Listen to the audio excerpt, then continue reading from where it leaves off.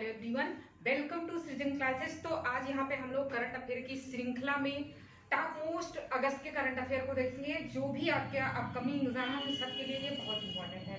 आइए देखते हैं, कोविड-19 की वैक्सीन को आधिकारिक तौर पर पंजीकृत कराने वाला दुनिया का पहला देश कौन बन गया है?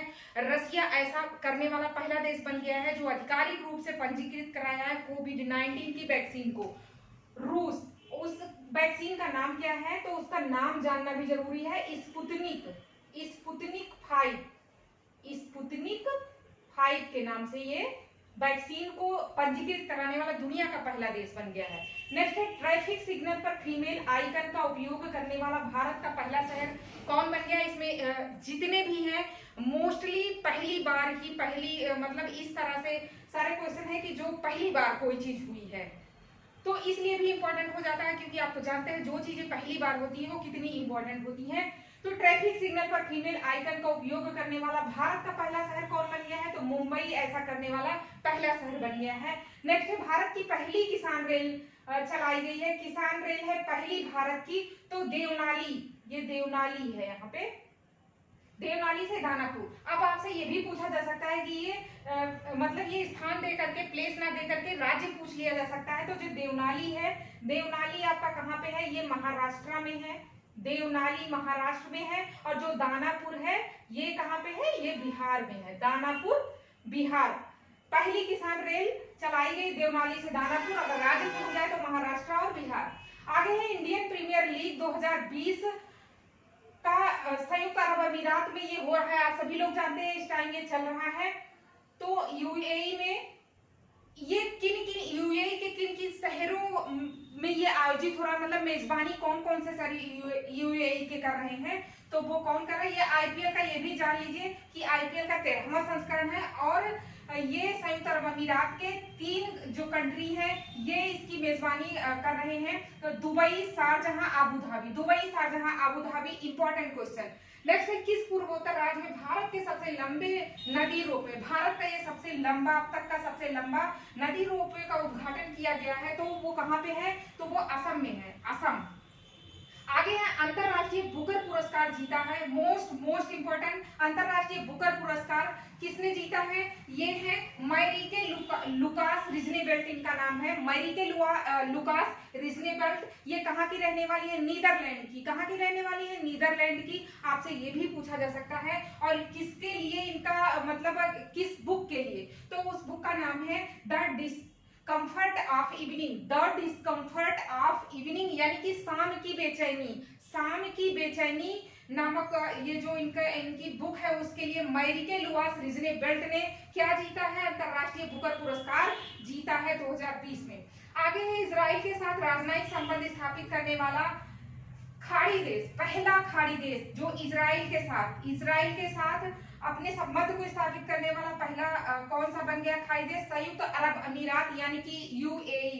आगे, स्वच्छ सर्वेक्षण 2020 में सबसे स्वच्छ राजधानी का खिताब किसने जीता है? सबसे स्वच्छ राजधानी का खिताब, जैसा कि आप सभी लोग जानते हैं कि जो स्वच्छ सर्वेक्षण की रिपोर्ट आई है उसमें सबसे स्वच्छ शहर का लगातार चौथी बार खिताब किसने जीता है? मध्य प्रदेश का इंदौर। तो उसी में सबसे स्वच्छ राजधानी का खिताब किसको मिला है? नई दिल्ली को। आगे है, परिवार पहचान पत्र, यानी कि पीपीपी नामक विशिष्ट पहचान पत्र अपने जो इनके अपने प्रदेश के मतलब स्टेट के जो नागरिक हैं उनके लिए इसने विशिष्ट पहचान पत्र की शुरुआत की है। वो ऐसा करने वाला कौन सा ऐसा प्रदेश है?